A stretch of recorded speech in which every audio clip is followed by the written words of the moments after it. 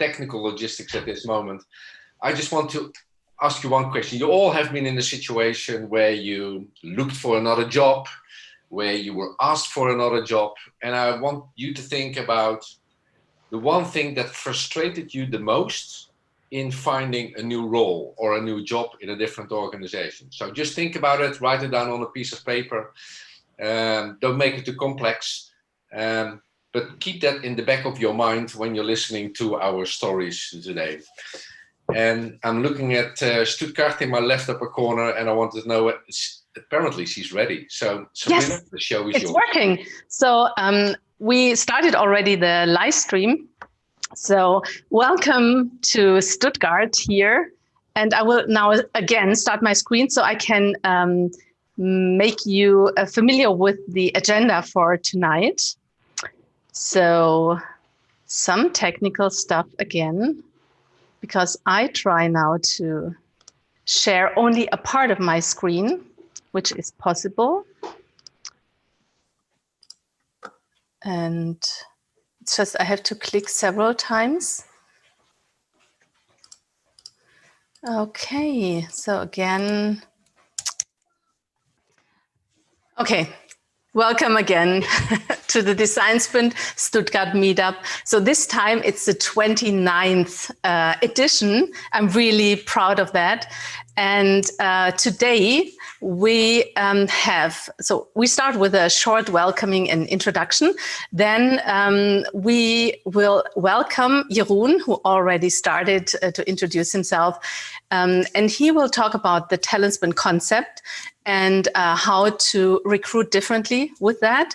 And then I just adapt, I continue, and I explain you how we use the design sprint for the talent sprint.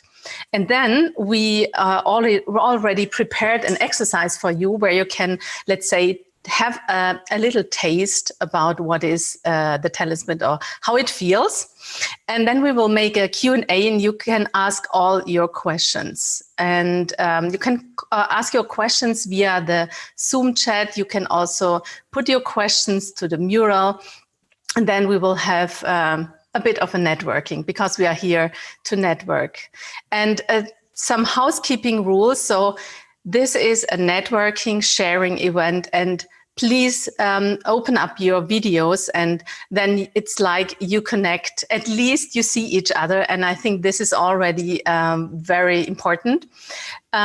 We want also to invite you to ask questions and to, if you have something to share, please share that. And we have the mural board, which already is in the Slack, in the chat. So maybe Jeroen, you can just type that, copy that again, because if you come a bit later, you won't see that. So I would like to start with my new podcast, and I really want to invite you to listen to that, but not only to listen, because my mission here is to learn about the superpowers of other design sprinters, but also people around the, let's say, in our design sprint world or in the community who can, who just help to make that better. And I really want to learn from the others, and I want to share that with you. I want to hear about best practices. What are the professionals around us, the design sprint professionals, what do they have as best practices? And then we will also want to share sprint stories. That's always very interesting. And I think, you know, that's sometimes a bit hard because you cannot talk about all the stories. And let's say my mission or my purpose here is to explore how to make the world a bit better with the process, with the design sprint. And for me, that's, let's say, a bit more than only a process, but already a mindset. And here I come to a bit of personal part, because I want to talk about my purpose, and that attaches to the talent sprint and the endeavor and the co-founding of the talent sprint with Jeroen. I would say the last years and the last month even more made me aware of what is my real purpose. And I get asked also sometimes, why are you doing these meetups? Why do you make so much for the community? And I was thinking about that, and for me, that's something very special for me, because when I learn from others, when I have this exchange, when I communicate with others, then I learn, and then that gives me energy. So it's quite of also selfish that I'm doing that, but I want to give back, and also I want to create impactful experiences. So here with the meetup, I really want to make everyone experience you are part of this community. We only can work better. We can improve. We can grow if we share and if we talk to each other. And therefore, I really want to make. I would love to make much more meetups, but I think this is a very important part where we meet each other. And the podcast is also one part of that. And let's say my goal and my purpose is to enable others, and not only designers, because I am a designer, but I want to enable also non-designers to just make a better business. Because with the design sprint method, what I learned, it's so much rewarding and so much better. You can work in a total different way. So now I would like to hand over here exactly at this part to Jeroen. Okay, thank you very much. If I can share my screen, that would be appreciated. Sure. 1 second. I just make you the co-host. So now share your screen. And this is now, I think, a good handover, because we met kind of also with that purpose in mind. So maybe it was not so clear in the beginning, but when we started working with each other, it got clearer and clearer. And now, Jeroen. Okay, thank you very much. Yeah, I've been in this meetup already a couple of times, very often as a participant, let's say, like many of you, networking in the crowd, learning more about design sprinting. And I really enjoy that. And I think these type of events are almost improving or increasing in importance to really drive things forward. But to connect to actually what Sabrina was saying, and I hope you can see it on screen, I also started to realize over the last couple of years much more, why do I do this? Why do I engage in these communities? Why actually did I start a recruitment business that I will start talking about in a second as well? And I realized that in different stages of my career, what I enjoyed the most was when I gave other people the opportunities to take next steps. And I formulated that, I think, during the last year a little bit more explicitly by saying that my purpose is really to unlock the potential of individuals so that everybody can have the opportunity to experience success in their careers. So for me, it's really focusing about creating, let's say, that career potential and unlocking that. And I've done that over the last couple of years, also as the founder of Talents for You. And Talents for You is a kind of a niche boutique consultancy agency who really tries to creating a human match where purpose-driven organizations, teams and designers actually meet. So although it's recruitment, for me, it's not about the recruitment. It's about bringing people and organizations together so that they create potential for each other. And in that role, I look to people, I look to organizations. But when I was participating in the Global Design Sprint a year and a half ago, April 2019, by Robert Scrope, and also just around that concept met with Sabrina, who really raised my awareness about what the design sprint was all about. I really started to see that there was more potential in that, not only in innovation and product development, but also in unlocking actually the potential of working together and of professionals in the market. And I really took the bold step and said to Sabrina and to a few others, let's say, what if we would start with a talent sprint? How would that bring both worlds together of talent acquisition and recruitment, as well as of the potential that the design sprint embodies? But of course, it needed to be in a relevant context. And I wanted to go a little bit deeper on the context of recruitment, talent acquisition, but also from a professional point of view, let's say, finding another job. That's why I asked you just a couple of minutes ago. Think about that moment when you were looking for another job and how you enjoyed that, or maybe not, and what were your experiences. But let's first look at that, the reality from a business point of view. Organizations have vacancies to fulfill, and they're looking for new talent out there in the market, but they have their challenges as well. So they're looking actually for the talent that really matches the job, the vacancy, and they're in a war of talent. Many of you working in organizations and have vacancies over there know probably that it can be quite challenging to find the right talent at the right price at the right time. So that is a challenge. Some organizations, they outsource their whole talent acquisition. Why? Because it's an ad hoc activity. They don't do it all the time. So that's also bringing in a different reality, how you engage with the labor market and trying to find there the right professionals. We all know that in LinkedIn, there's that wonderful button, one click, apply for the job.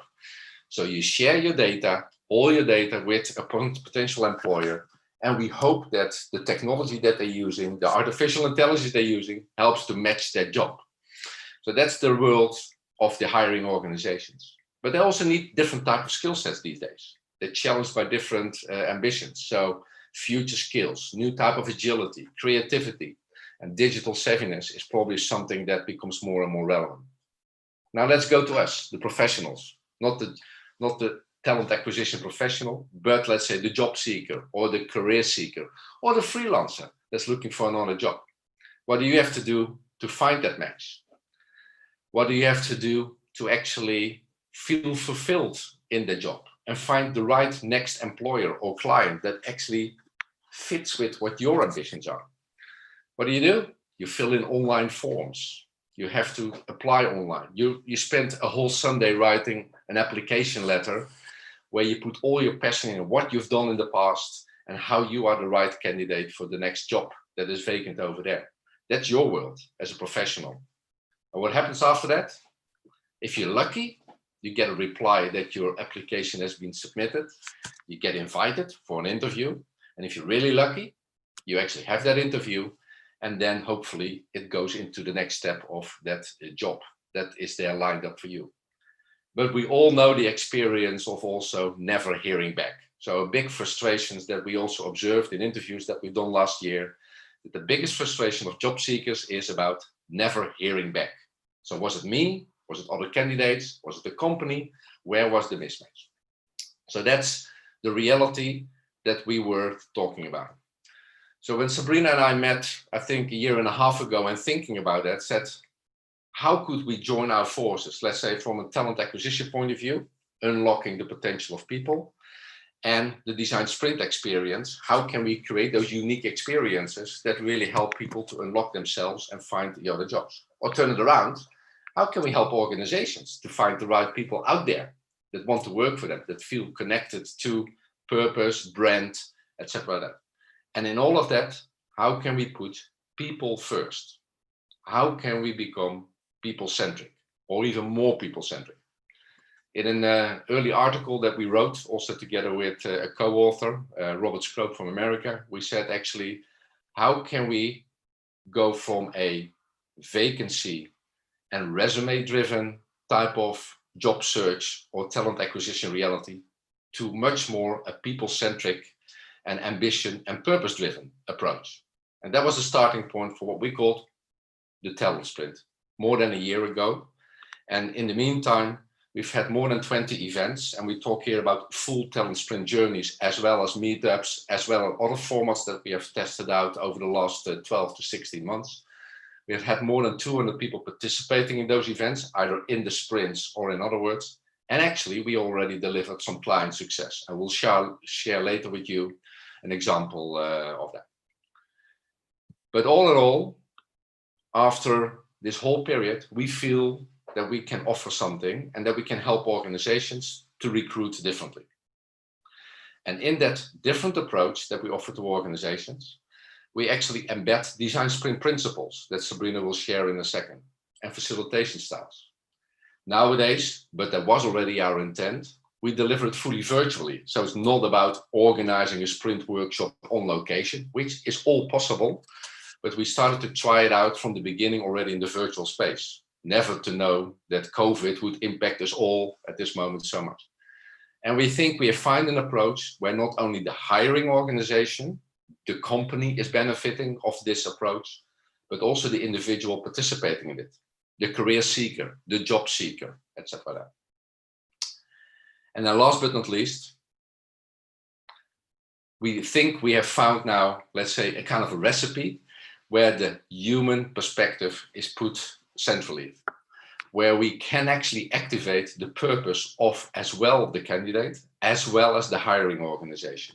And in that way, not only unlock the potential of the individual, which always drove me in my career ambitions, but just like Sabrina also expressed it from her side, it's not only about the designers, it's also about the organizations, unlock their potential by creating these unique experiences.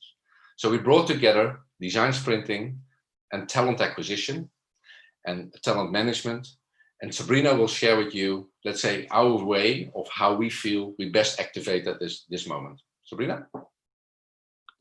Thanks, Jeroen. So again, I share my screen and I will now show you how we use the design sprint and which part where we use the design sprint in the talent sprint.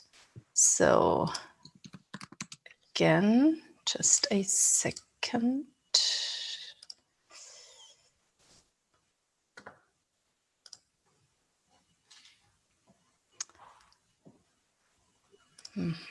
Okay. Now I think you can see that. Okay, so where does the design sprint and the talent sprint matches? So this is an infographic which we created to make people understand what is the design, what is the talent sprint. So you see that this is on the lower side, on the upper side. This is so here we have the recruitment process, and actually the talent sprint covers most of the part of the recruitment process.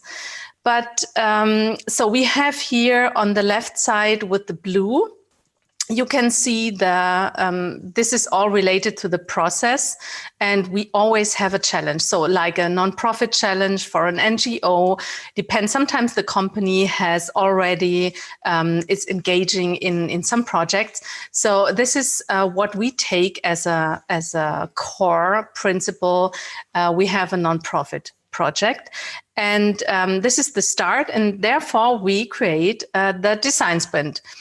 But, and so we start, for example, here with expert interviews, with how might we's, with the map. But now maybe you ask yourself, because the talent sprint is also a bit a condensed version, how can that work? Because you need time for that. But for example, with the map, which we find very important, we create sometimes already prepared version. And also if you have like difficult exercises, because the map is perceived as a difficult exercise, and therefore you can also see how people behave here, how they articulate, how they reflect, how they ask, how they help others as well. So that's just a little example. And then we create the focus, and then we continue with, let's say, the creation part. There we also have these lightning demos. We have crazy eights and a concept sketching. Usually we do that, we give that as a small homework. And then we start doing already storyboarding. Sometimes you saw that it's in the first part, but sometimes we start storyboarding and we continue kind of storyboarding. So the prototype sometimes is just, let's say, more elaborated storyboard. It can be adapted to whatever the company needs or what the talents are, have as special skills. So if we have designers, we make a little bit more space for the, let's say, for the creative part. If we have, let's say, salespeople, we have more the part where they reflect, where they create concepts more in the part, how do you approach sales? And then storytelling is also kind of how do you then storytell and make the user interviews. So we also can create this, also if we have like 10 people, we create a stage where they can, as a group, already start doing an interview and get feedback. And then you can also, again, reflect on the feedback. So let's say this is the process part. This is the part where the design sprint is coming into, where I use the design sprint process for the talent sprint. Then on the other hand side, it's about the people. So in the talent sprint, it's not actually, the first goal is not we solve a big problem for a company or we create a new product. It's about the people in this environment, in the workshop. So we need, let's say, some facilitation to create a safe environment, to create trust. So there we start with introduction, for example, with purpose. So it's not only an introduction, where are you located, and we make a fun exercise, but it goes a bit deeper. And it's also about facilitate reflections. And then it's about telling stories about yourself, setting you on stage, but it's in a nice way. So it's like a positive pressure we put on the people, but it's all in a safe space. And then it's also about presenting the company in a more personal way. So there are always people from the hiring organization, but it's not that they present their company, let's say, in a very corporate way, but it's about their personal experience, about their personal perspective on the company. So it's about making the people excited for each other. And then it's also giving feedback in the end, receiving feedback. And that's a very rewarding exercise. And in the end, it's also about getting career-related feedback. So the hiring organization is also giving to each of the people a qualitative, let's say, career-related feedback. So each one, also if you don't want to work with this company, also if the company doesn't want to work with you, but it's very rewarding because you get feedback, how you perform, about your reflections, what you have to give, your purpose, your person, how you present yourself in this environment. You get feedback for yourself, and that helps for your next step, for your career development as well. So now I also would like to introduce Emmanuel. Maybe you just can wave your hand, Emmanuel. Emmanuel is our partner in crime from France, yeah, and from Paris. And she will help us to facilitate the questions. So I hope that we get a lot of questions from you. We already have two. That's great. So you can just ask these questions. Yeah. So the first before one we is, start with will this meetup be recorded? Yes, it's recorded and it's live on YouTube, and we will also create a link, and we will share the link back with everyone.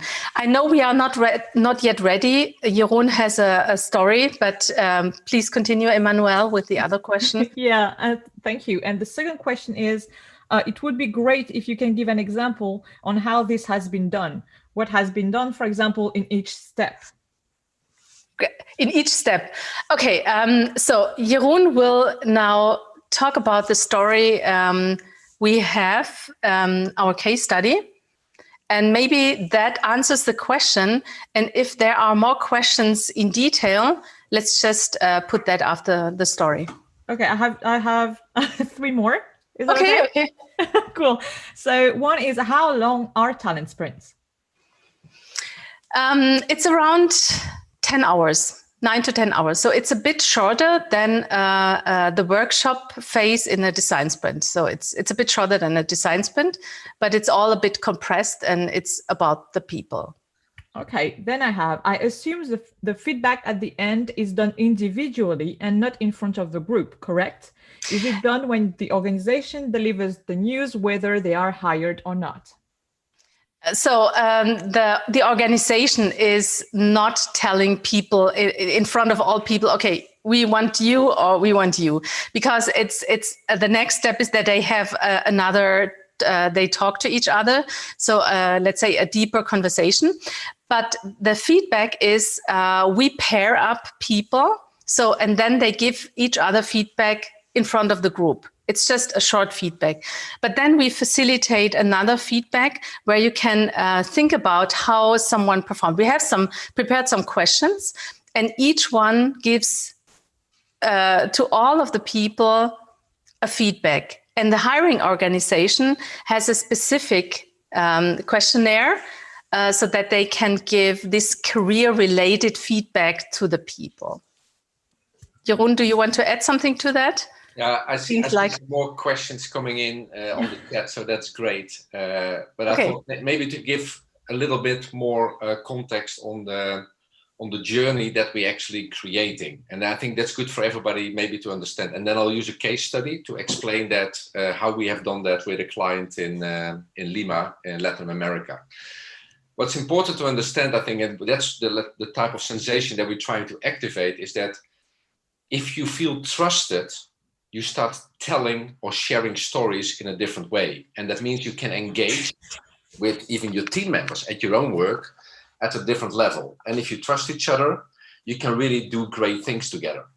And the concept that we're trying to activate is by having people work together and achieve something together, even in that notion of the 10 hours that Sabrina was just referring to, that you can feel proud of that there's team spirit being developed, and that conversations start to flow between the participants as well as representation from the hiring organization. And that could be a recruiter, that could also be the project leader who is looking for new staff in his team, that could be the UX lead manager that's looking to expand his team.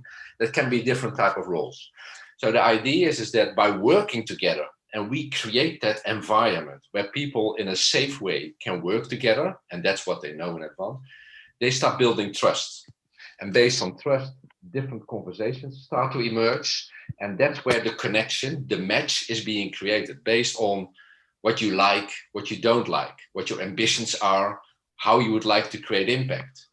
And not like how many people experience the recruitment process also. What have you done in the past?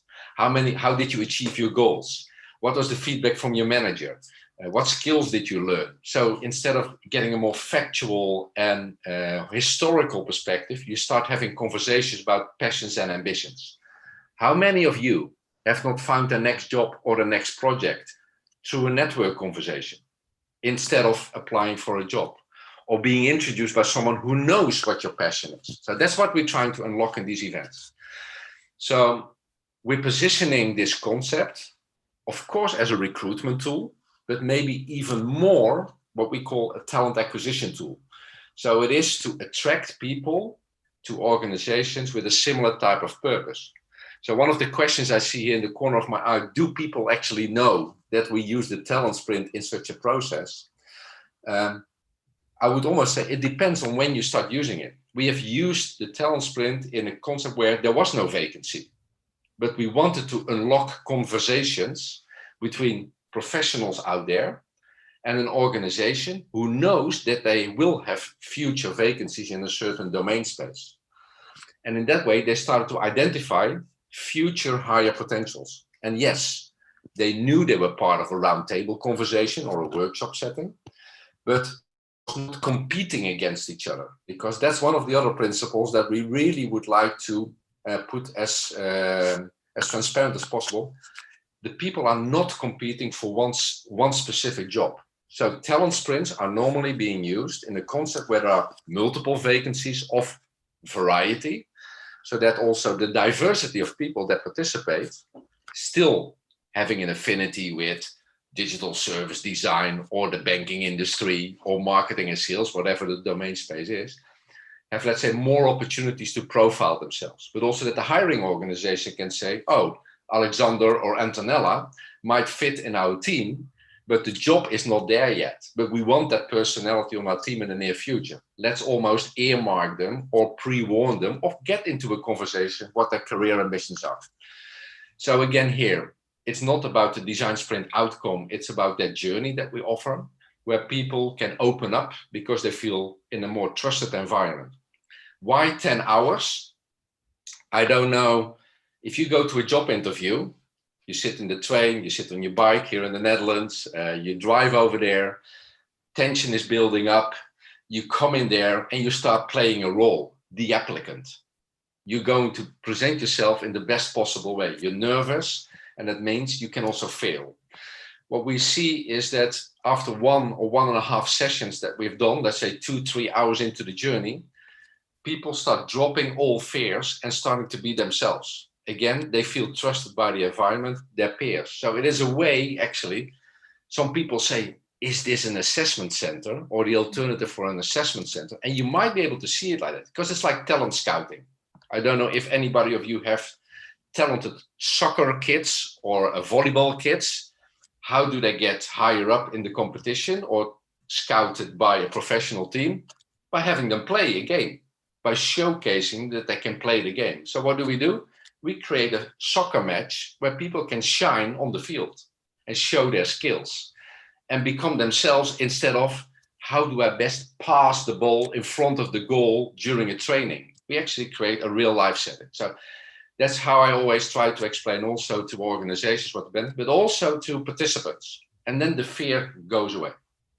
The last question that I saw in this context in terms of closing the journey is that feedback loop. Like I said in the beginning in the introduction, many career professionals feel frustrated that they never get feedback from a conversation with a recruiter. If you're lucky, you get an automatic generated email that they have found a better candidate. So what did you do wrong? What did I say wrong? I do not know. If I've been there on a conversation, they only ask me questions. I have to justify why I'm sitting here at the table. Instead of, do you also allow me to ask questions? What this company is about? What your ambitions are, your purpose, where you feel you can be successful or maybe even fail as a company? It's very one-way directed. So again, here, we use feedback loops and feedback exercises to engage with the hiring organization and vice versa, the hiring organization with the talent.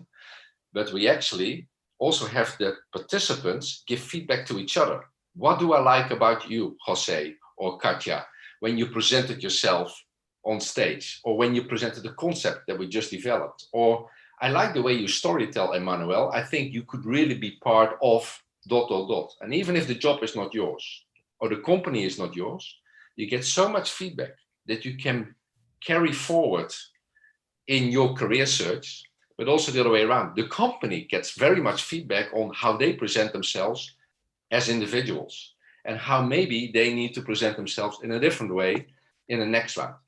So that's the journey, more from how to create that value-adding perspective in that whole search. And hopefully, therefore, I already created many answers to the questions. Yeah, I have two more. I think that you did not answer to. So one is, how many people or candidates should participate in one sprint? And the second one is, how do you avoid people getting tired or disengaged when doing the talent sprint virtually? Sabrina? 10 people, let's say in general, 10 people can attend. This is already a lot, I think you can imagine. So what is good, between 6 and 8. And then in addition, there are the hiring organization, and that would be the best if there are 2 people. And then we are facilitating always in a duo, because it's quite engaging and intense. And an answer to how can you avoid getting people tired? So I would say one thing is that they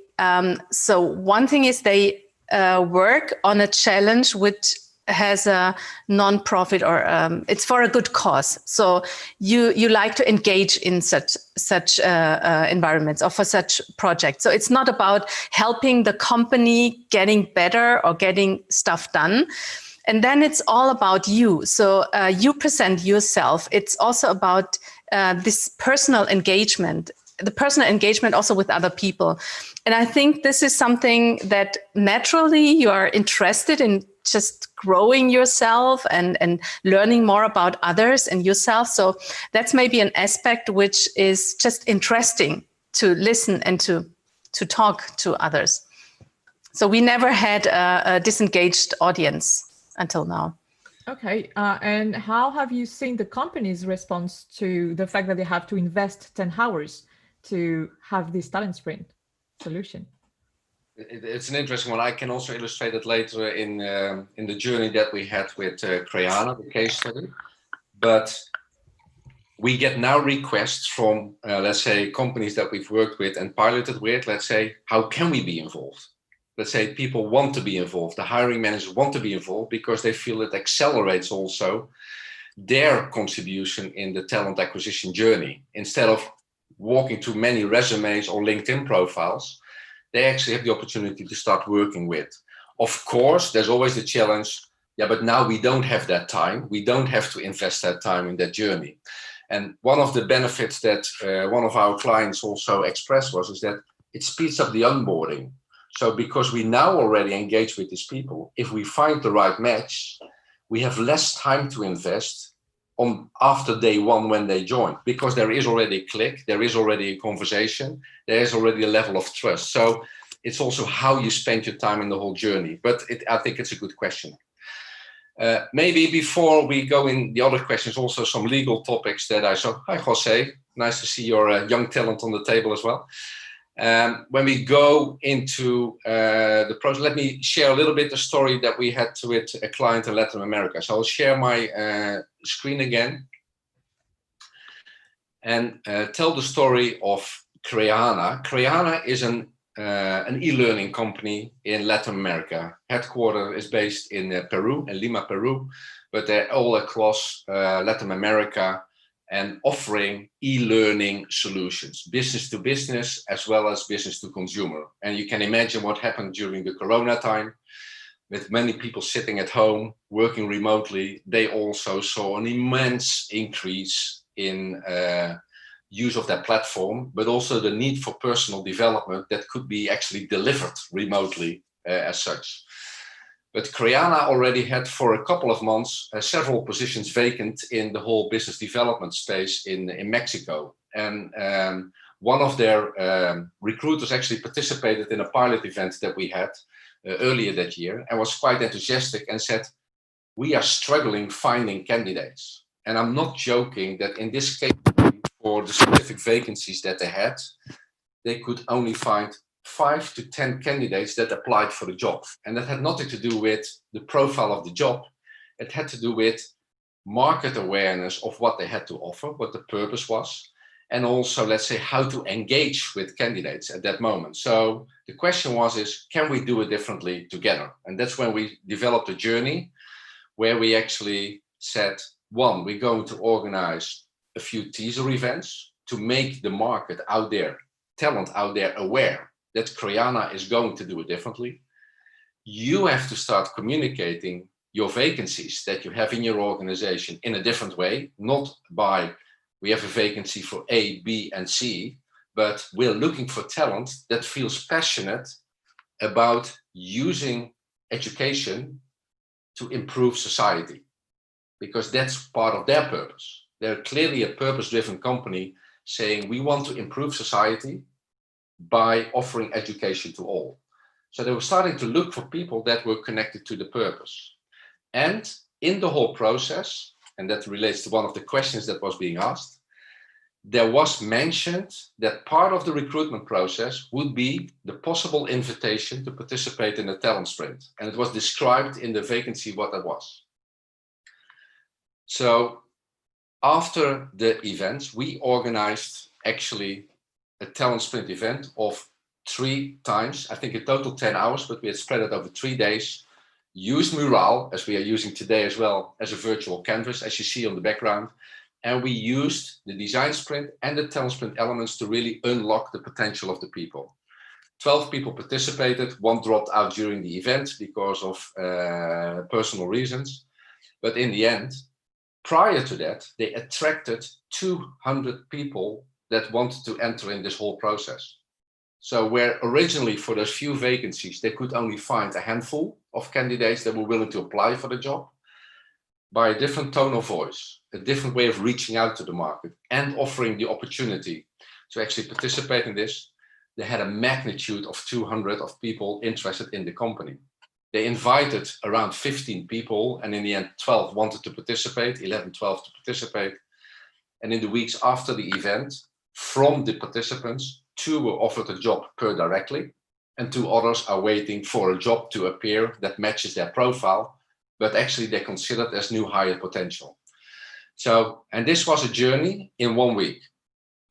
So the participants onboarded on, I think it was a Wednesday, and on Thursday and Friday, we had the next sessions in total 10 hours.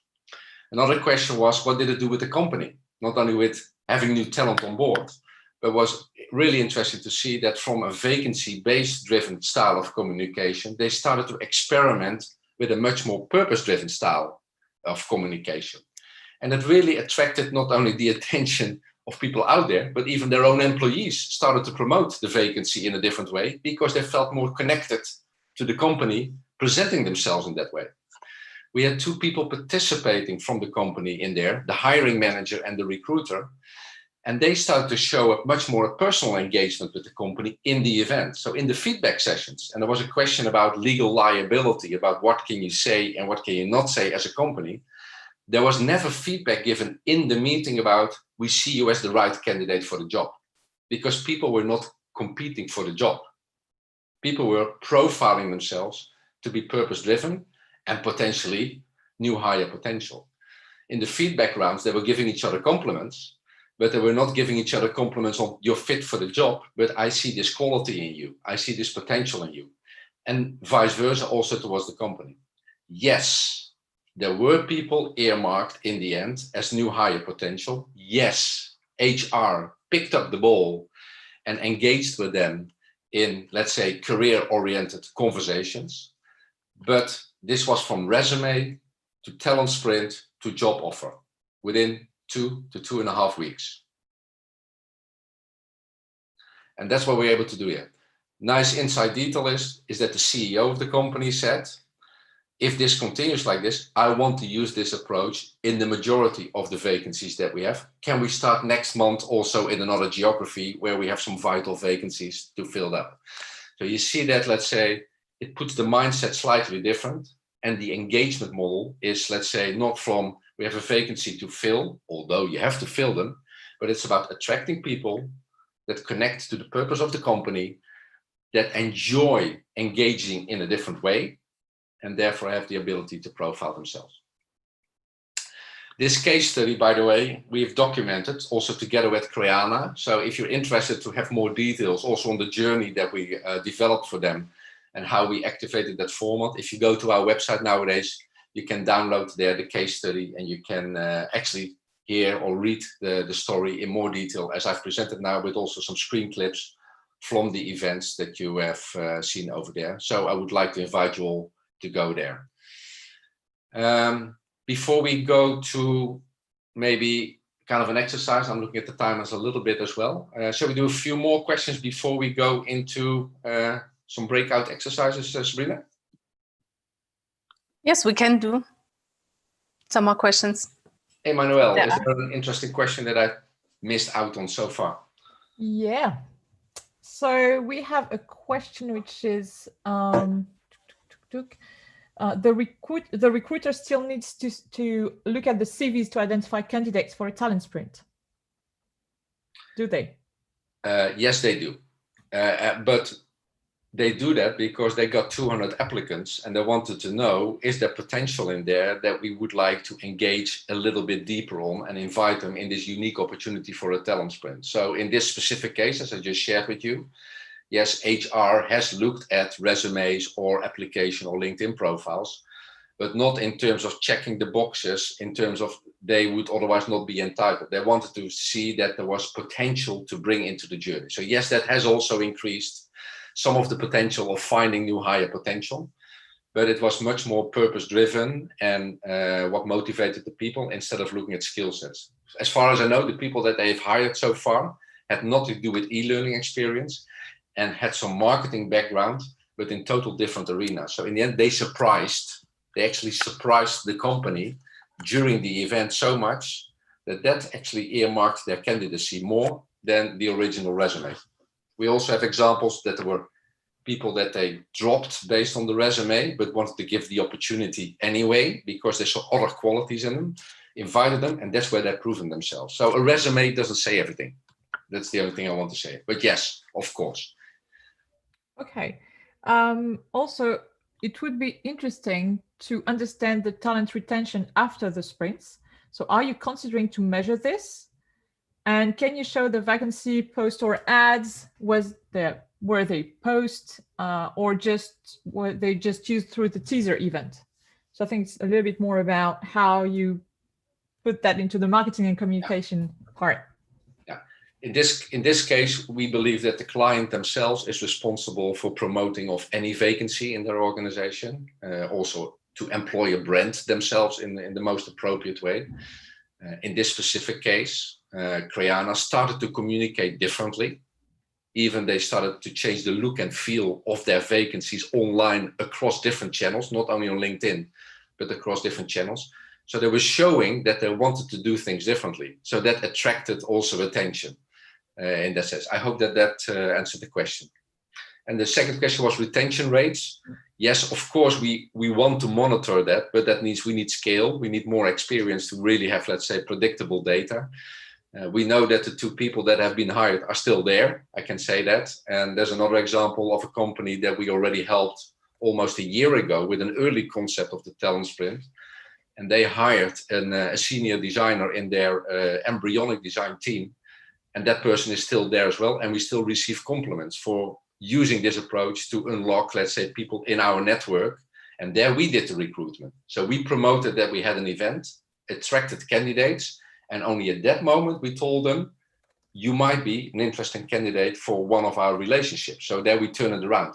We did the acquisition, but introduced people to the client. Okay, we have something interesting. Is this method, can we use this method for any position, and can it be used for the legal sector? Sorry.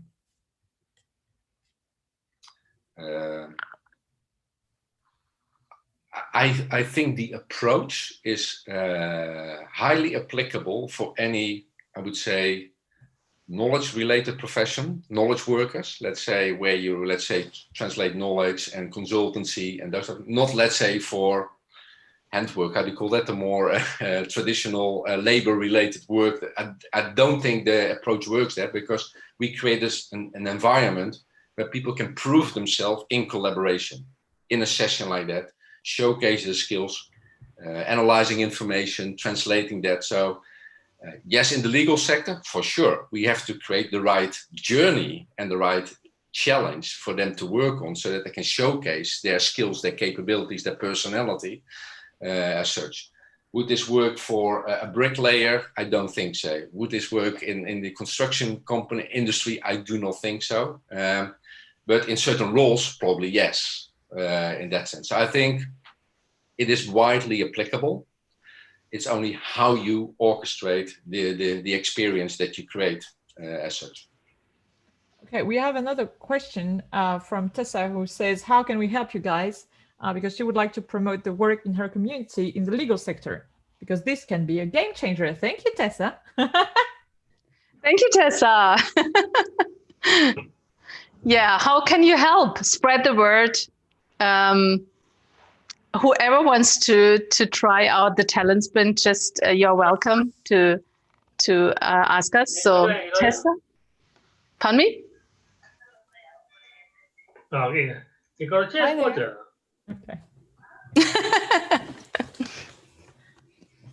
I think I think it's important. Let's say we have now experiences with different type of roles. We've done it with design professionals. We've done it with the marketing professionals. We're doing it now, actually. Let's say a version, a derived version with leadership professionals. So in leadership roles. So it's not necessarily only for designers because we are so familiar with the design scene, not at all. We believe it's much broader applicable. And I think the nice thing is you don't do this with a single capability. So not only with project managers, if you're looking for project managers, you bring or only lawyers because you want to do a legal version. You want to take it in a multifunctional type of setting where people that maybe are better in process management can show their skills, and others maybe more in the communication style can show their capabilities. So if you have a diversity of people in an event like this, more can happen, more variety and more emotions come to the table, which actually is good, which also gives the hiring organization the opportunity to think about great person where, instead of I have this box to fill, who fits. It's a different mindset, and you start filling the pipeline for the future instead of only filling one vacancy. So you get exposed to a wider variety of people that are interested in your company and that maybe align or match the purpose of your organization, and therefore could be a great candidate in 3 months from now or in 6 months from now for a job that might not exist yet. I would like to add something to that. And I would say this environment and this process is for, let's say, a new breed of people where you have to be resilient. You need not only to be able to, you don't need only one skill you're perfect in, but you need to have different skills. And what is very important, you need to have soft skills. You need to be a good communicator. You need to reflect. You need to be critical as well. You have to ask critical questions. So I think for the future, we really need these kind of people. They are, let's say, a bit more aware, and therefore let's say this design sprint and also design thinking approach is perfect to get these kind of people to make them shine on stage, and to just see how they reflect and give them also this process. You know, it's also, you learn something. You learn a new way of working together, a new way to collaborate. And then I would add a second thing, and this is remote working. So here you already start how with the remote collaboration. So it's not only you have a meeting, but you collaborate with others. It's teamwork online. So I think it's it's also for this kind of people. I would just say we need that very openly and not skill related, but let's say more the soft skills are more important. Cool. And we wanted to give you a little bit of a talent sprint experience. And we can never replicate 10 hours in 10 minutes. So that's really hard. But one of the important elements is that we invite the participants very often at different moments in the whole journey to tell stories. And storytelling is a way to express yourself, your emotions, your passions, your purpose, your belief systems, and maybe in a different way, instead of what did you like in your last job? Or what was the biggest success in your career? You can ask those questions as well. We all know them as recruiters, we know them as job candidates, but we often ask different questions. And therefore we say, you cannot prepare for that. So we're going to ask you now questions as well. And the idea is that we go in breakout groups, in pairs of 2. So you will be in duos, and you have 5, maybe 10 minutes will take. We'll see how it goes. But you have the opportunity to actually share a story with your peer participant in your mini breakout session and to reflect on it. And I first want to explain what we're going to do. As such, before I tell you the question, if you look on the mural board, you can see the question already, but normally you don't have much time to prepare yourself.